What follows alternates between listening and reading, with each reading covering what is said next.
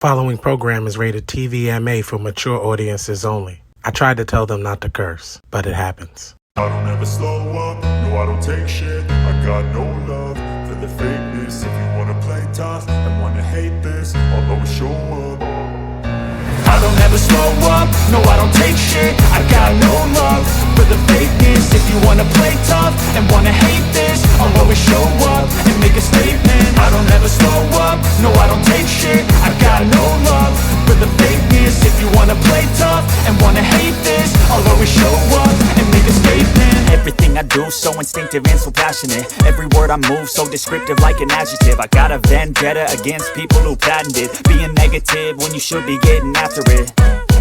I got facts over tracks, this and that spit. Welcome back. It's your guy Dan, the statement, and this is your WrestleMania 41 Rewind review. Woo! 41 as a whole, I enjoyed the show. I was having a ball. For everyone who came out and saw the Wolfpack Wrestling Podcast lives on Saturday and Sunday, we appreciate you.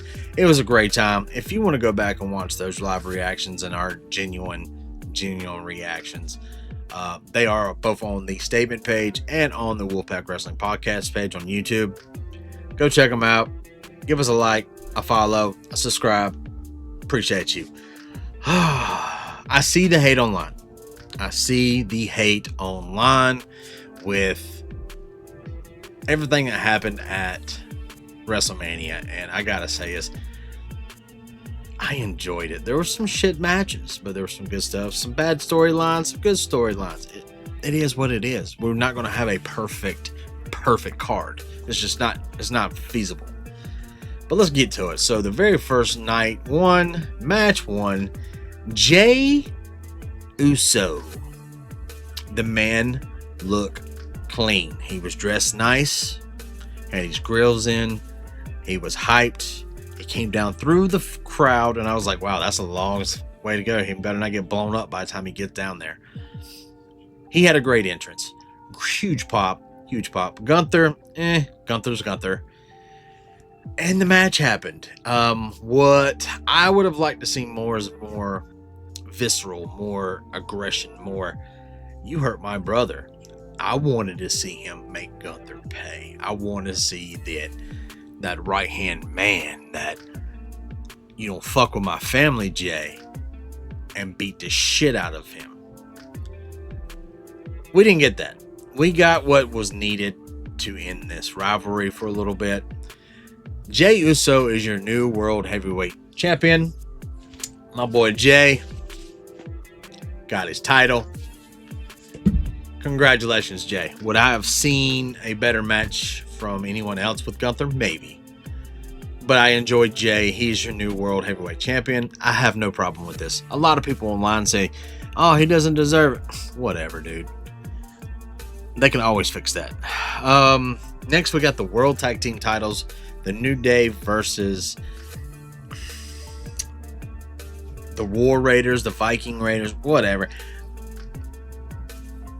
This match I was not interested in at all. Honestly, I thought that the Street Profits should have had their match on the WrestleMania card. We didn't get that. That's fine. This ended how we wanted to end. The New Day are now the World Tag Team Champions. I have not a problem with this. Not at all. Doesn't bother me. The match was shit. Jade Cargill versus Naomi. Proceed with caution. Would I have liked to seen more out of this match? Yes. But this match shows how far Jade has come with her wrestling. She looks more... She doesn't look so green anymore. And I enjoy that. That was great. But she did pick up the win. I would have liked to see Naomi win this match. But I have a feeling this story is not done. So we're going to get more of that. Next, we got the United States Championship match with LA Knight versus Jacob Fatu. There's a new rule at WrestleMania. If you get driven up in a car and you're not driving it, you're fucking losing. LA Knight comes in. Jacob got a big standing ovation. The match was good. No fuckery. Jacob is your new United States champion. I have no problem with this whatsoever. The man works hard. He's over with the crowd. That's all I got to say. Congratulations, Mr. Jacob Fatu. You know what I mean? I enjoyed it. Next, we got the El Americano versus Rey Fenix. Decent match. My only bad thing is, look, Rey Mysterio got hurt. We knew coming into the show that he got hurt, and that's a very, very unfortunate. To have Rey Fenix, though, this is his, second week in the WWE. He gets his debut WrestleMania match the same year as his brother. Congratulations to these two guys. He was in a lose-lose situation in this match. They're not going to let El Grande Americano lose. But also, it was time. This one I wish we got disqualified, because that way it made both of them not lose. But Rey, in his debut WrestleMania match, he took the pin. Or he quit. Whatever, one of the two. I can't remember. That was one of those matches where I was like, I'm just not interested right now. The WWE Women's Championship match. Tiffany Stratton versus Charlotte Flair. I enjoyed this match. With the shittiest build it's had. No one likes that Decepticon Charlotte Flair. The right person won, and that was Tiffy. It looked like she got her teeth cracked. Not sure. I do know when she came to the post-scrum, she was doing this, saying her teeth were fine. So it is what it is. The main event for Saturday night. Roman Reigns versus Seth Rollins versus CM Punk, with Paul Heyman escorting CM Punk down. Roman got his normal entrance, and it was a beautiful. As he was coming down, they had these screens, and it showed all the Hannibal family, the bloodline. They just showed all his family members, and it was just a cool dedication to them. Roman was wearing white boots and white gauntlets. I liked it. I heavily like this thing. I want those gloves. I want them for the wall. Seth Rollins, his entrance was a little different. He came out all in black to a certain kind of thing, and then the lights went out. He showed back up. He pulled the Shawn Michaels. His glasses were like a crown of thorns. We have CrossFit Jesus is back. The architect, the Monday Night Messiah is back. He came down. CM Punk, we got a live playing of In Living Color to the ring. They called him the Cult of Personality. They actually were live on stage. Very cool to see. Punk looked happy. Paul looked happy. It was a feel-good moment for me. I got a little choked up. You can see it on live. That was my guy.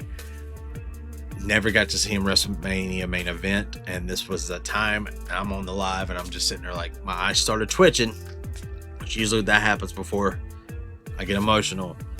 Didn't get too emotional, but I was overcome with joy seeing my favorite wrestler finally get his dream. Now, it would have been way better if my man won the match. This was a great match. Told a great story. Paul Heyman grabbed a chair, slid it into CM Punk. CM Punk went to go hit Roman with it. Paul got into the ring and low blew Punk. Hands the chair to Roman like this, and he hits CM Punk with it a few times. Then Heyman points out Seth Rollins, and Roman takes him and pushes him behind him. He's getting ready to hit Seth in the back, and Paul Heyman low blows Roman Reigns. He falls. He grabs the chair. Seth hasn't even looked back. Doesn't look back. He's just sitting up there, and all of a sudden he just goes. Heyman holds him the chair, and Heyman laid in the corner, crossed his feet, and Seth went to work. Seth Rollins beat Roman Reigns and CM Punk at WrestleMania. He walked out with Paul Heyman as his new counterpart. Or let's call him what? The disciple? Best friend of Punk. The wise man for Roman Reigns. The advocate for Brock Lesnar. So the disciple, that works. That ended night one. I was happy. I was a little upset that Punk didn't win, but you know what? We all kind of figured that Seth was going to win this one. Whew. Night one started with the women's WWE World Championship between Io Sky, Bianca Belair, and Rhea Ripley. Io Sky, the champion, came out first. Next was Bianca Belair. Her entrance was great. She hugged her stepdaughter, was up on the stage dressed like her. And then Rhea had a great entrance. She looked very cool. This match delivered. It fucking delivered. Just like the triple threat that closed the show for night one, that fucking saved that show. This match set this night up for everything, and I couldn't have been more happier. Next, after that, well, let's go ahead and say it. Io Sky retains. She's your still world women's champion. We have the Sin City street fight between Drew McIntyre and Damian Priest. Drew came down dressed as the Doomslayer. He was not happy. You could tell he wasn't happy. He was pissed that his wardrobe was malfunctioning. Stuff was falling off, and he was getting pissed. And he was throwing it off. And then Damian Priest gets played by the lead guitarist of Slayer. They play his song. He comes down. Priest looked good. Very Undertaker-esque. But this match did what it needed to do. This was a grudge match. This was just two guys beating the shit out of each other to beat the shit out of each other. And I enjoyed it. And the right person won. Drew McIntyre defeated Damian Priest. It needed to happen. At one point in the match, though, Drew grabbed his brother's phone and then tweeted himself. Like, tweeted out a picture of him and things saying, "Still bored at work." I looked it up on the live and it posted immediately. Great match. The right person won. Next was, in my opinion, the best match of the night. Of actually both nights, in my opinion. This is just my opinion. It was the Fatal 4-Way for the Intercontinental title with Dominic Mysterio, Braun Breaker, Finn Balor, and Penta. And I loved this match. The fans in attendance loved this match. Every time Don was starting to get heat, he was getting cheered. I would have been fine if any one of these guys won this match. But WWE did what I didn't think they were going to do. Dominic drop kicked Finn in the back. He went on the middle rope, and then Finn countered it. And then Dom was the very first one to turn on Finn instead of the other way around. Finn hit a sling blade to Braun Breaker, did the coup de grace, then Dominic Mysterio frog splash on top of Finn, pinning Finn for the 1, 2, 3. Dominic Mysterio is our brand new Intercontinental title holder, and I love it. The place went nuts. He started walking up the ramp. He walked past Finn. People were still going nuts, and him feeling in the moment, walked right back down past Finn. Finn looking weird and pissed off, and celebrated more. I love this match. It was a feel-good moment. It was a great moment. How can you be upset? Next, then, we had Randy Orton come down, and we have no idea who was going to be his opponent. And I wanted Nick Aldis, a.k.a. Magnus. Everyone thought maybe it was Miro / Rusev. Some said Aleister Black. I was like, I don't think it's going to be anybody. I wanted Magnus. But someone in the chat did say this before I even had a chance. Say his name and he appears. I believe in Joe Hendry. Joe Hendry's music hit, and the place went nuts. It was a feel-good moment. The TNA, just think about this, guys. The TNA World Champion was at WrestleMania competing. What? That's amazing. To me, that was like, all right, I love that. I love that. Woo. But we all know he suffered an RKO. Randy Orton pinned the TNA World Champion. I've seen a lot of discourse online about this. This was supposed to be a comedic, like, fast-minute match. That's all it was supposed to be. It was not supposed to be some big deal and Randy get beat by somebody. No, this was just a comedic match to lighten the mood, and it worked. It worked. I enjoyed it. Randy Orton beat Joe Hendry. Next, we had Logan Paul versus AJ Styles. This was the worst match of both nights, in my opinion. And honestly, I really can't blame AJ or Logan on this one. I think this was WWE's part. There was just no great build. It didn't make sense. It was just blah.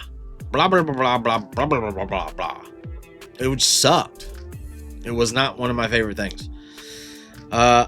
Unfortunately, the wrong person won. Logan Paul. I don't really have much to say about this match. This was the worst match of WrestleMania, in my opinion. Next, we had the Women's World Tag Team Championships. Liv Morgan versus Raquel Rodriguez. Earlier, the day before, Bayley got hurt, attacked, injured. We all knew what was coming. We all knew what was coming.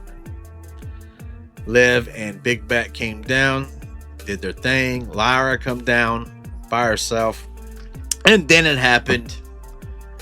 Becky Lynch, the man, returned to WWE. Much like Charlotte, getting her title shot from the get-go. And guess what happened? Becky Lynch and Lyra Valkyria are now Women's World Tag Team Champions. That means we now have double belt Bird Lady and the man, Becky Lynch, as your tag team title holders. Welcome back, Becky Lynch. Sucks for Bayley. Took someone else's spot. Hope you're happy. You suck. I don't like Becky Lynch. I don't think she can wrestle. That's just my opinion. Undisputed WWE Championship match. This is what everyone tuned in, bought tickets for. This was what we wanted to see. We wanted to see the American Nightmare, Cody Rhodes versus John Cena. Him trying to win his record 17th world title, and Cody trying to protect WWE from John Cena. Sound familiar? Yeah, this match was not great. It was not a great match. I think a lot of people felt that. Right, it was the right result. But as far as the match and what happened in the match, and to help what happened to him winning the match, it sucked. But what happened was this. All of a sudden, Travis Scott's music hit. He comes down. Cody gets his receipt, puts him down. Then Cena. Yeah, Cena is now your your WWE Universal Undisputed Heavyweight Champion of the world. Undisputed Champion, whatever you want to call it. And I do not have a problem with this. I just hate the story. We got no Rock, no explanation, nothing. We got nothing. You get nothing! Nothing. Nothing to further the story. Nothing. No Rock. Nothing. Nothing. Great show, but this match sucked. Right outcome, wrong story. It's not over. We get it. But at the same time, if you're going to start a story with the fans, fucking stay with it. The Rock coming and going as he pleases, jumping in and out of character. Everyone talks about kayfabe. Oh, we gotta keep kayfabe alive. Rock pisses on your kayfabe. He don't give a fuck about you or anyone else, just whenever he feels like it. And the motherfucker didn't feel like getting off his couch in Hawaii. He was not busy. He could have been there. He chose not to. He said, fuck you. fuck the fans. That's how I feel about it. Same thing as I'm happy. John Cena's now the 17th time world champion, surpassed Rick, technically. 41 as a whole was probably a 6.5 to a 7 out of 10. Certain matches were 10s. This match was a 5.5. It was mid as fuck. Just wasn't a fan of how the match was structured and what happened during the match. We expected more, and I guess that's our problem. We need to lower our expectations when it comes to WWE because they don't care what we think anymore. Triple H said it. Him and Nick Khan both said it this weekend. They don't give a fuck what we think. But I am still here for the ride. We're going to see what happens with this new story. Cena's supposed to be on Monday Night Raw. Let's find out. Let's find out what they got in store for us. So, thank you guys for coming out and watching us and coming to the channel. Don't forget to like, comment, subscribe, and also go check us out Thursday, 7:30-ish on YouTube, Facebook, Instagram, X, Twitch, Kick, all that. The Wolfpack Wrestling Podcast. As always, guys, be good people, and just remember, John Cena is going to destroy wrestling. I'm down.